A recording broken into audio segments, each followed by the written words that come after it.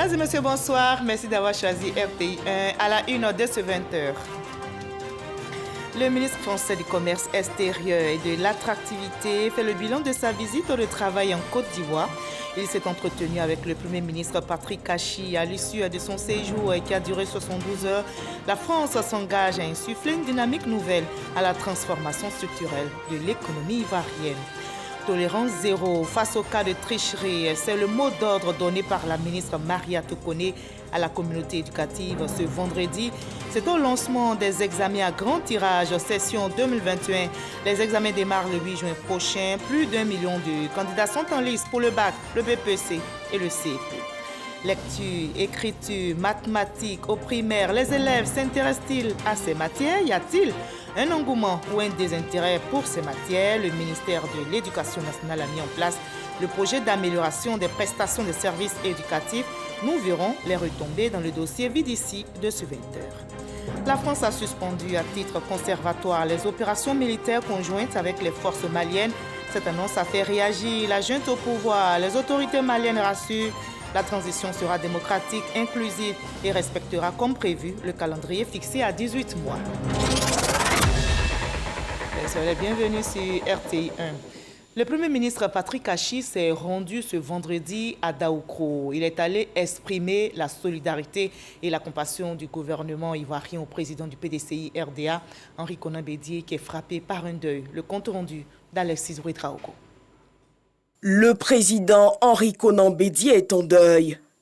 Il a porté récemment en terre son chargé de mission Konan Henri, son ami et frère.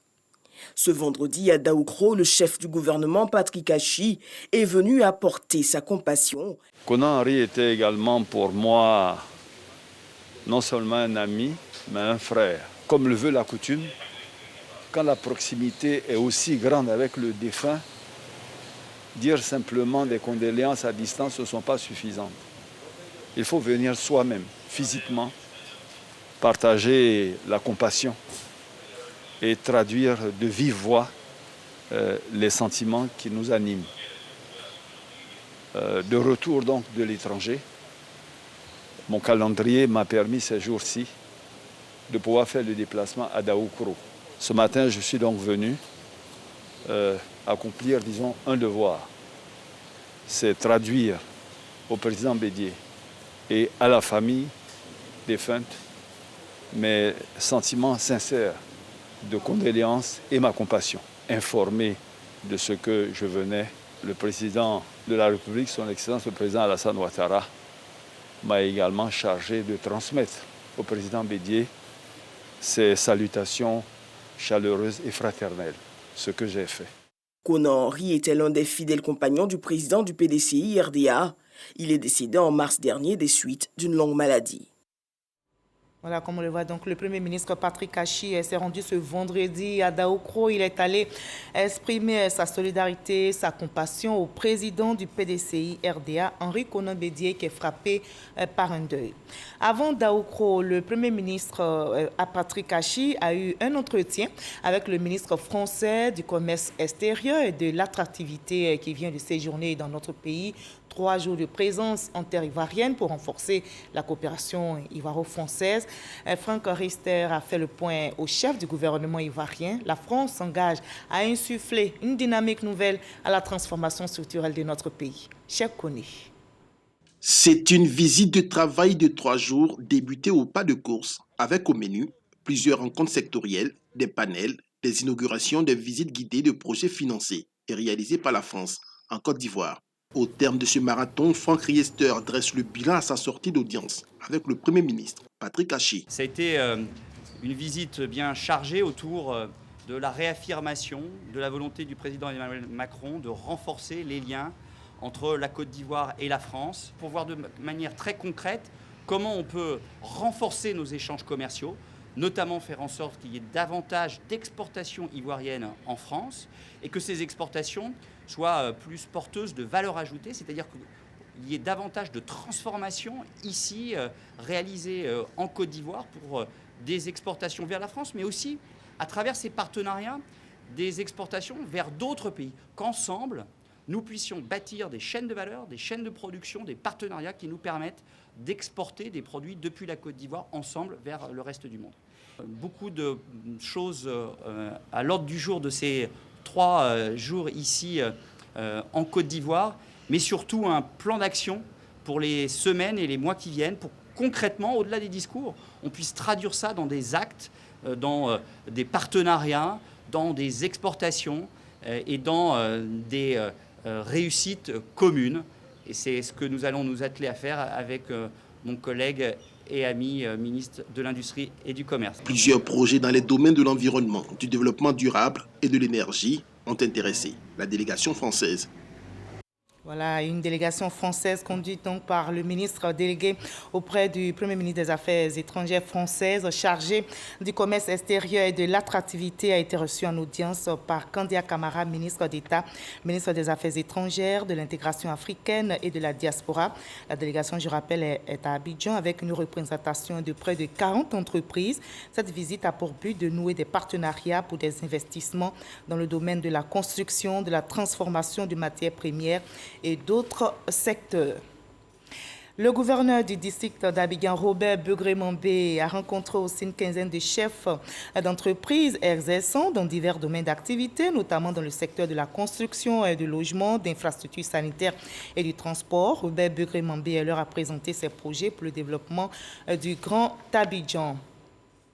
Et on reste toujours en compagnie du gouverneur du district autonome d'Abidjan, Robert Begré-Mambé, qui a aussi organisé une table ronde avec les partenaires techniques et financiers de l'institution en collaboration avec le Fonds mondial pour le développement des villes. Il s'agit d'examiner les projets urbains initiés par le district et mis en œuvre par le district autonome d'Abidjan. On en sait plus avec notre reporter Franck Quadio.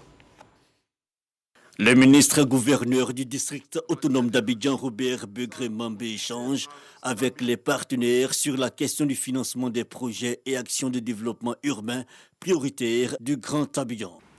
Nous visons 3 grands domaines d'action. Le premier domaine, ce sont les projets marchands qui peuvent procurer des recettes au district autonome d'Abidjan. Le deuxième grand groupe de projets, ce sont les projets qui ont un doux caractère marchand et social. Donc il y a une homogénéité d'action que nous voulons rechercher. Être fort pour être généreux. Les enjeux urbains tels l'aménagement et les logements sociaux avec 25 000 logements sociaux ou encore le transport avec le téléphérique d'Abidjan, voire l'embellissement des ronds-points et espaces publics ont dans le détail été expliqués aux bailleurs et partenaires financiers. L'idée soutenue par le Fonds mondial pour le développement des villes est de sonder les initiatives d'investissement pour la mise en œuvre de partenariats solides à venir. Et sur la question, Robert Begré-Mambé et le représentant du ministre de la Construction, partenaire technique de premier plan, affichent leur optimisme. On doit retenir aussi la volonté des bailleurs de fonds de nous accompagner en faisant en sorte que là où il y a eu du succès, nous puissions tirer profit de l'expérience dans ces succès. Là où il y a eu quelques difficultés, nous aider aussi à corriger ces difficultés et à tirer bénéfice de l'expérience des autres. C'est la collectivité territoriale étant un acteur de développement territorial, peut aussi présenter ses projets, pour avoir des financements auprès des bailleurs. Donc nous encourageons le district à soutenir ces types d'initiatives et nous encourageons aussi les partenaires au développement. Cette rencontre avec les partenaires financiers pour l'accompagnement des programmes en quête de financement a été aussi l'occasion pour le ministre-gouverneur Robert Begré-Mambé de passer en revue les programmes urbains de l'État et ce, sur initiative propre exécutée par son institution. Lors de son séjour en Côte d'Ivoire, le ministre français du commerce extérieur et de l'attractivité a visité la maison témoin du projet Lives2 dans la commune de Trècheville. Il était accompagné du ministre ivoirien de la construction, du logement et de l'urbanisme, Bruno Koné-Nabagné. Ce projet, don de la direction générale du Trésor français, vise à restructurer certains quartiers précaires de la ville d'Abidjan. Cher Koné. C'est à base de briques de terre compressées, stabilisées, appelées BTC, qu'a été construite cette maison de 3 pièces. L'innovation de taille de ce prototype d'habitation, elle est assortie d'un espace réservé pour les futurs résidents afin de mener des activités commerciales, une sorte d'habitat business.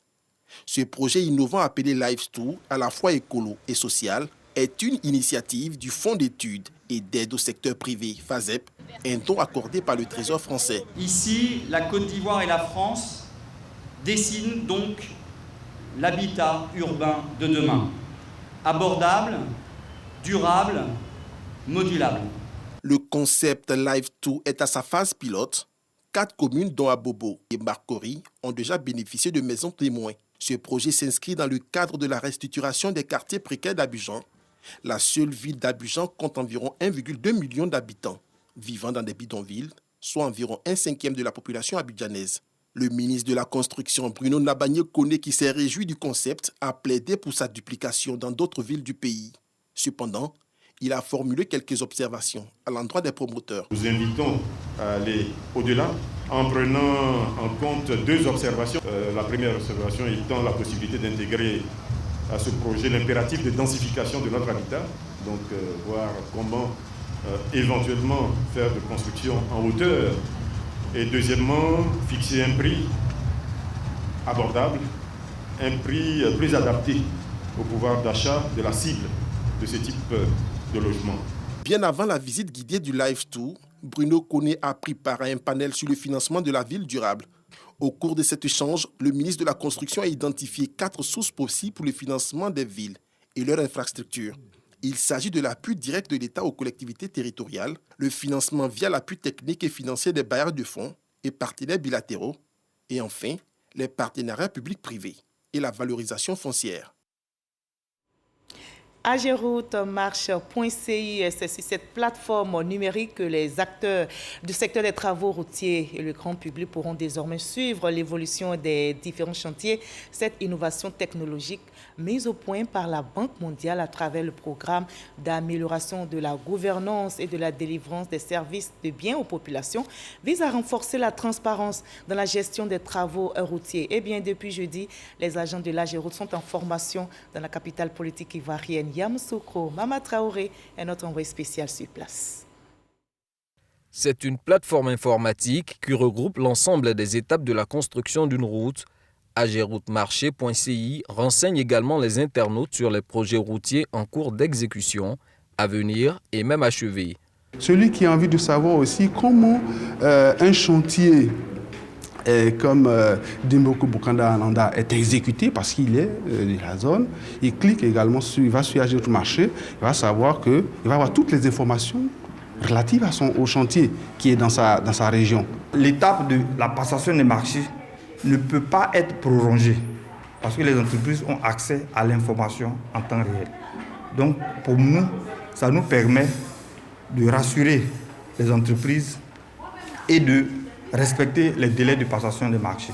Il est également possible pour la population d'interagir via ageroute-marché.ci en transmettant des informations sur l'état des routes.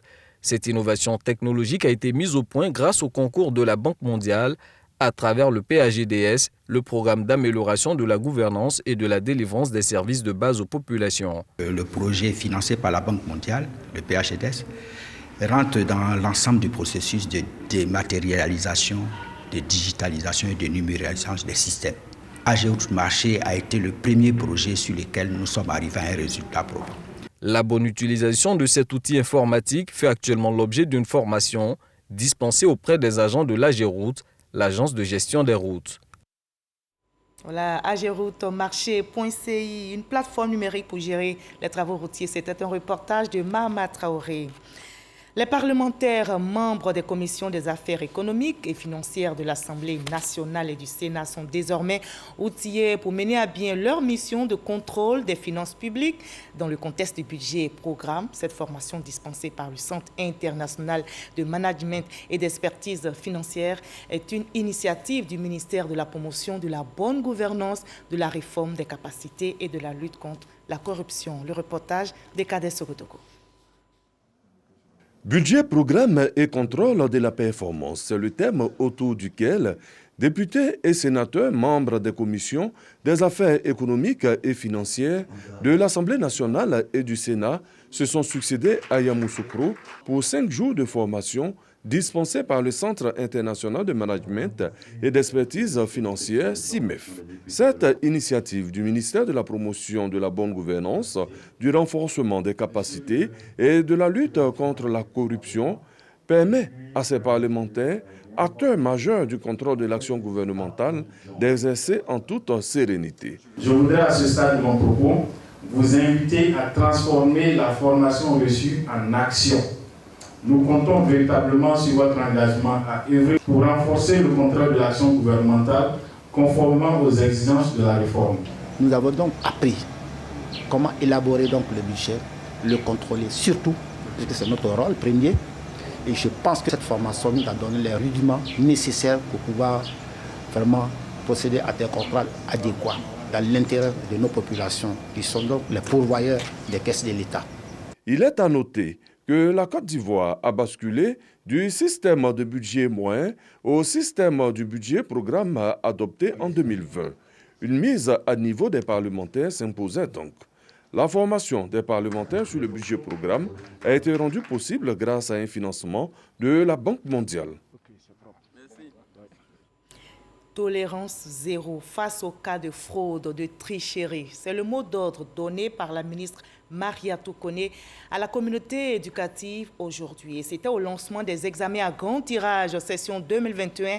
Les examens démarrent le 8 juin prochain. Plus d'1 million de candidats sont en lice pour le bac, le BPC et le CEP. Jamagagi. Le top départ est donné pour les examens à grand tirage session 2021. La ministre de tutelle, Mariatou Koné, met à la disposition des directions régionales de l'éducation nationale leur cahier de charges et leur dotation en équipement antifraude. Au total, 1 384 899 candidats composeront aux épreuves du CEPE, du BEPC et du baccalauréat après une année scolaire sans perturbation majeure. Il s'agit pour le CEPE de 562 519 candidats. Pour le BEPC, de 509 609 candidats. Et pour le baccalauréat, 312 771 candidats. Avec plus de 16 000 cas de fraude enregistrés et plus de 600 encadreurs interpellés l'année dernière, la ministre opte cette année pour le renforcement des sanctions. Tous ceux qui se rendront coupables d'actes indélicats subiront non seulement la rigueur de la loi, mais s'exposeront à des mesures disciplinaires pouvant aller jusqu'au bannissement du système éducatif. La ministre Mariatou Koné saisit cette occasion pour inviter tous les acteurs des examens à la transparence.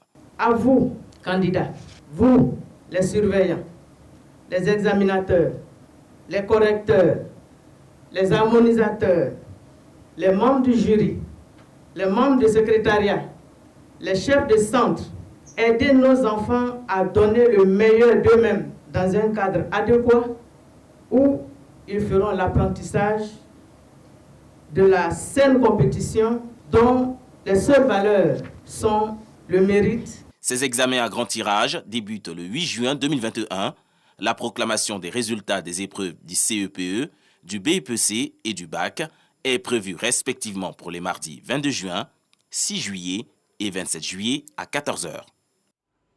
La bonne concentration, bonne inspiration à tous les candidats.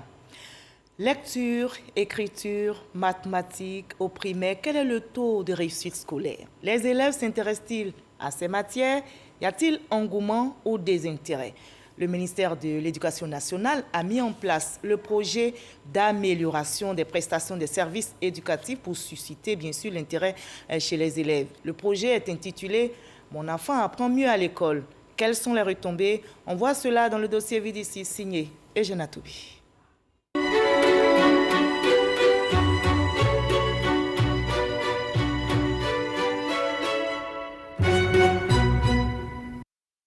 C'est la récréation à l'école primaire de Ziasso, village de la sous-préfecture de Bon, dans la région de la Bagou. 15 h. Passé le temps de jeu des enfants, la cour de l'école devient le cadre de la rencontre entre la communauté villageoise, les enseignants des écoles maternelles et primaires de Ziasso et les acteurs impliqués dans l'exécution du projet d'amélioration de la prestation des services éducatifs, PAPS. Une rencontre sur fond d'échange direct et ouvert que le PAPS appelle dialogue citoyen. Les problèmes liés à la gestion et le contrôle des résultats scolaires sont relevés à partir d'un tableau de bord. Nous, les enseignants, nous donnons les cours. Et quand les enfants rentrent à la maison, il n'y a pas de suivi au niveau des parents. C'est un nouveau projet. Voilà, donc nous sommes en train d'essayer aussi pour voir si ça peut changer les choses. Dans l'ensemble, c'est minable. C'est dû à la manière dont l'enseignement est aujourd'hui. Ça veut dire que l'élève doit écrire le « je mange » avec le « G », mange, mais quand il écrit avec le « J », on dit ça suffit. Qu'il a l'intention de l'écrire, donc il le connaît. L'école n'était pas comme ça. Et l'orthographe, où on met ça? Le rapport de l'enseignant à l'élève dans le processus d'apprentissage au primaire pose le problème de la didactique des disciplines. Les enseignants sortis des CAFOP, Centre de formation des instituteurs de la pédagogie par excellence, n'y sont pas formés et cela apparaît comme une lacune manifeste dans leur pratique éducative qu'ils traînent comme un boulet au pied. Aujourd'hui, le projet d'amélioration de la prestation des services éducatifs au projet « Mon enfant apprend mieux à l'école » vient combler cette lacune en ce qu'il offre pour le préscolaire communautaire et le primaire un ensemble d'activités visant à améliorer les conditions d'apprentissage des élèves de CP1, CP2 et CE1. Il y a eu des évaluations, PAS5, qui ont démontré que nos élèves de CP1 jusqu'au CE1 ont une faible performance en lecture-écriture et en mathématiques. Donc si les compétences de base en lecture-écriture et en mathématiques ne sont pas maîtrisées, ça va être difficile pour les enfants d'arriver même jusqu'au CM2. C'est ce qui a fait que nous avons changé. Contrairement aux années antérieures où on n'avait pas le préscolaire, il était vraiment très difficile dans les 6 semaines de préapprentissage de pouvoir vraiment démarrer avec nos enfants qui venaient directement de la maison.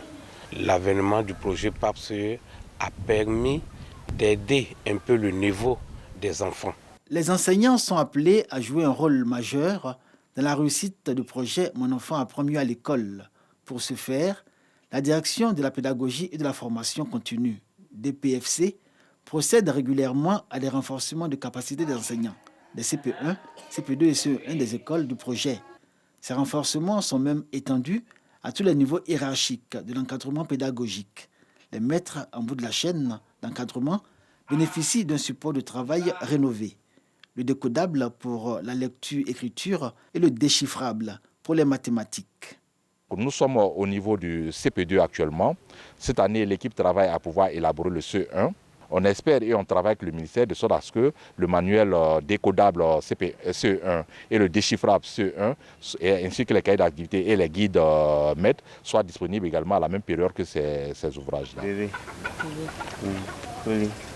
Doisseau, village de la sous-préfecture de Bon, dans le département de Kouto, région de la Bagoué, occupe le premier rang avec 48,6% pour ce qui est des acquis en lecture-écriture et mathématiques parmi les 5 écoles que touche le projet dans cette région.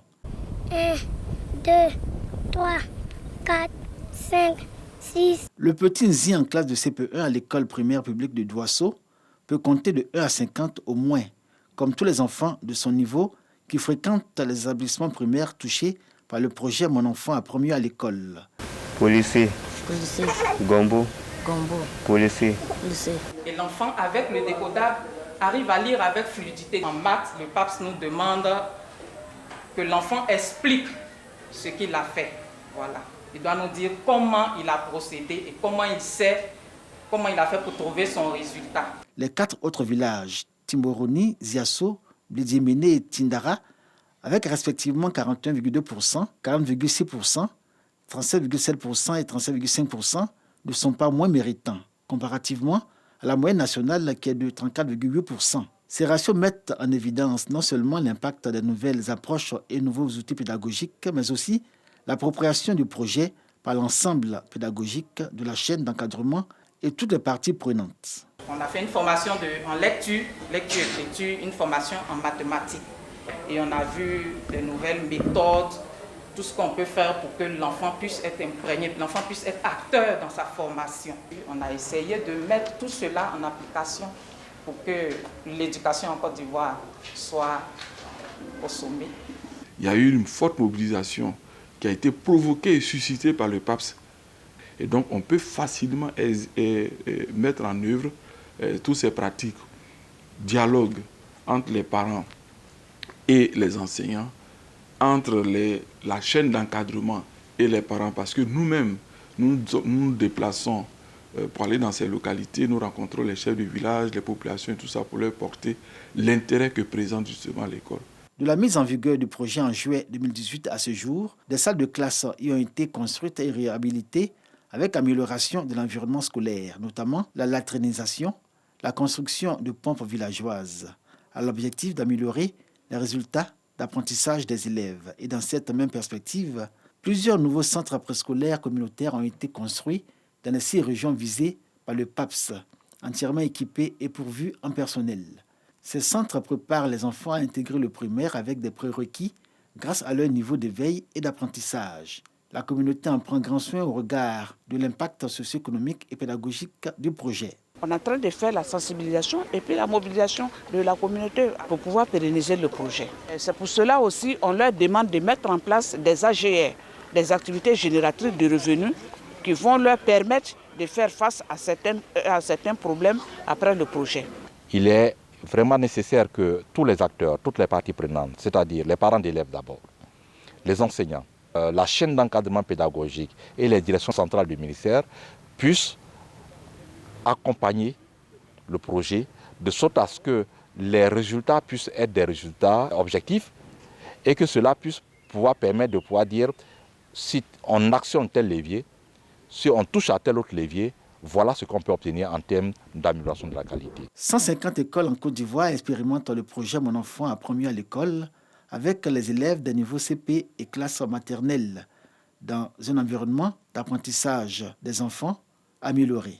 Autant que les infrastructures. Toutes les parties prenantes du projet montrent leur détermination à s'approprier le PAPS, entrevu comme le modèle pédagogique capable d'améliorer les résultats d'apprentissage dans les écoles primaires. Voilà, lecture, écriture, mathématiques, des progrès notables observés, des progrès surtout à poursuivre. C'était le dossier VDC réalisé pour vous par Eugène Atoubé. On célèbre toujours l'excellence dans ce 20h. Je vous conduis maintenant au lycée municipal d'Agamé à Williamsville où l'excellence a été célébrée. Plusieurs élèves ont été récompensés au cours de cette journée. Les meilleurs enseignants de l'établissement ont été aussi distingués. On retrouve Eugène Atoubé. Le travail, mais surtout l'excellence. Le lycée moderne de Williamsville en fait son credo. Et comme l'année dernière, les meilleurs élèves sont récompensés en fin d'année. 55 lauréats issus de toutes les promotions ont été distingués et 7 prix spéciaux distribués, dont 2 par la RTI, entreprise citoyenne. Le prix du lauréat des lauréats, une tablette, est revenu à Enoch Koué, élève en classe de 6e. Et celui du major de promotion, un ordinateur complet, est revenu à Yamakone, élève de terminale. C'est le courage et puis la volonté aussi. Parce que depuis je suis au primaire déjà, j'ai été poussée par mes parents de bosser. Dans le fond, il y a un travail qui est fait, surtout même au niveau des jeunes filles. Quand on se met au travail, vraiment on réussit toujours. L'institution du prix d'excellence, un défi pour le lycée moderne de Williamsville. Par sa situation géographique, l'établissement est obligé, tant bien que mal, à supporter les dangers et maux divers émis par l'environnement extérieur, y compris tous les risques possibles. Les responsables de ce lycée ne désespèrent pas pour autant. Nash, ayant étudié dans un environnement similaire, s'associe au combat pour amener les élèves de l'établissement à s'approprier les valeurs de l'école. Déjà, du moment où tu es à l'école, il faut faire plaisir à tes parents, mais à toi-même, parce qu'être instruit, c'est important dans la vie. Donc, c'est le bonheur qui est comment. Nous avons pu voir avec beaucoup de satisfaction des élèves qui ont obtenu 15, 17 de moyenne dans un environnement qui n'est pas facile. La RTI, qui est une entreprise citoyenne, se donne l'agréable devoir d'être le partenaire de l'émergence et de faire en sorte que nous puissions accompagner les élèves de cet établissement à aspirer au meilleur. La RTI, partenaire du lycée de Williamsville, dont la journée d'excellence est depuis institution. Cette journée est soutenue par l'association Leader de Demain, qui a offert aux élèves des livres et aux enseignants du matériel didactique. Au bout de ce voyage, une école d'excellence favorisée par des parents qui acceptent de jouer leur rôle d'éducateur. Et on entend bref que les élections législatives partielles dans notre pays auront lieu le 12 juin prochain. 6 circonscriptions sont concernées pour 6 sièges avec 26 candidats. La campagne démarre aujourd'hui, vendredi 4 juin à minuit et prend fin jeudi prochain 10 juin à minuit. L'Institut de formation politique Amadou Gon Coulibaly, prêt à donner du savoir à 200 apprenants. Ils seront formés aux notions politiques. L'Institut a fait sa rentrée académique, nous explique Éric Goury. C'est à la suite d'un test rigoureux que ces 200 étudiants ont été retenus. Leur formation qualifiante va durer 6 mois. Ils étaient au départ 3000 candidats. Pour cette rentrée académique, l'Institut de formation politique Amadou Gon Coulibaly a sorti la grande artillerie. Plusieurs membres du gouvernement présents. Vagondo Diomandé représentait le Premier ministre Patrick Achi. Il s'agit de faire en sorte que l'élite de la Côte d'Ivoire de demain puisse être formée et que cette élite-là soit bien formée. Mais aussi, il s'agit d'accompagner l'élite qui a la destinée du pays pour dire, en gros, que chacun se retrouve dans ce panel. Certains ministres ont eu l'occasion de partager leur expérience avec les étudiants. Un ministre de la République française a également participé au débat. Comment, finalement, être acteur plutôt que spectateur? Comment, par son action, son énergie, son temps, faire en sorte qu'on puisse être un acteur plutôt qu'un spectateur? Ne pas regarder ce qui se passe, mais agir sur ce qui passe. Et pour la mémoire de l'ex-premier ministre Amadou Gon Coulibaly, sa famille politique était présente. La personne d'Amadou Gon Coulibaly, naturellement déjà, commande que nous soyons là. Le socle d'un pays repose sur la jeunesse. Et nous avons envie, pour nous qui avons une somme d'expérience, que nous puissions donc, à travers l'Institut Amadou Gon Coulibaly, qui incarnait beaucoup de valeurs, il était donc bon que nous soyons tous présents pour apporter notre pierre à l'édifice. Le président du conseil d'administration de l'Institut dit sa fierté. Pour nous, l'Institut démarre ses activités.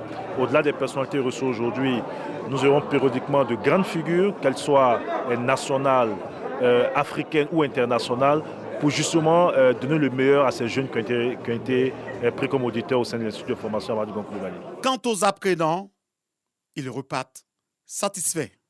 Ce que moi je retiens, c'est qu'on peut allier la vie politique et la vie professionnelle. Et en politique aussi, il faut de l'audace, il faut de l'engagement et également de la conviction. Le fait d'avoir pu échanger avec des ministres de la République de Côte d'Ivoire comme ceux de la République de France me permet d'avoir un autre regard sur la formation de la jeunesse et d'augmenter mon engagement même au sein de la politique de notre pays. La Chambre nationale des rois et chefs traditionnels de Côte d'Ivoire s'est réunie hier pour échanger sur le retour de leur chef d'État, Laurent Gbagbo. Et à l'issue de cette rencontre, les têtes couronnées ont salué la nouvelle du retour de l'ancien président ivoirien au pays pour accélérer le processus de réconciliation nationale. Konaté Moussa. Les rois et chefs traditionnels se prononcent sur le retour et l'accueil de Laurent Gbagbo. Les têtes couronnées se sont réunies jeudi 3 juin à Yamoussoukro pour échanger sur la question. Cette réunion intervient suite à des échanges avec le comité d'accueil de l'ex-chef de l'État. La réunion s'est tenue ce jour, mais en l'absence de l'autre partie qui avait pourtant promis aviser de son absence éventuelle en cas de nécessité.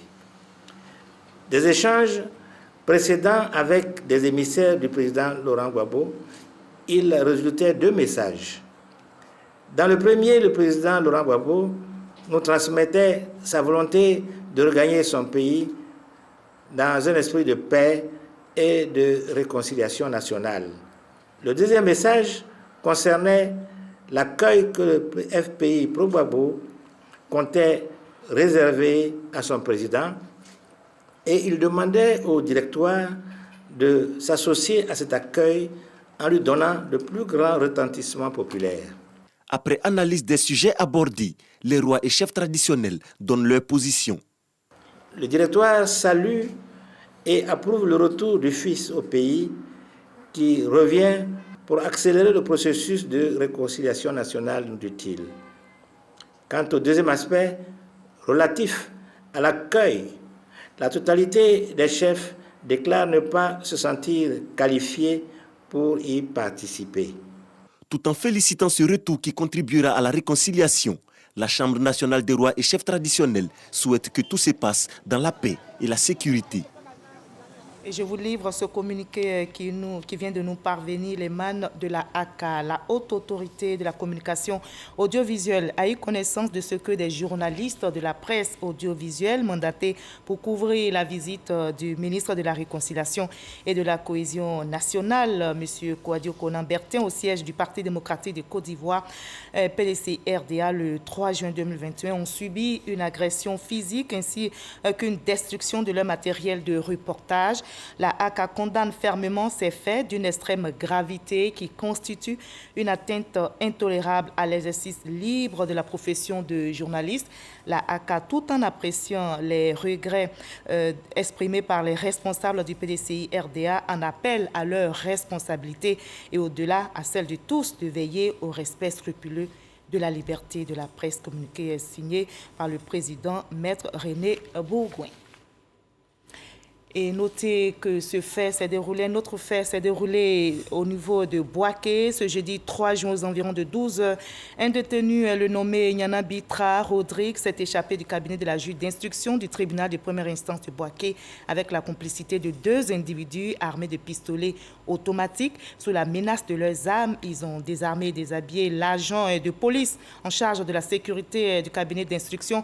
Après que l'un s'est vêtu de la tenue de l'agent de police, les 2 agresseurs sont sortis de l'enceinte du tribunal en compagnie du détenu Nyana Bitra Rodrigue à bord du véhicule de la juge d'instruction.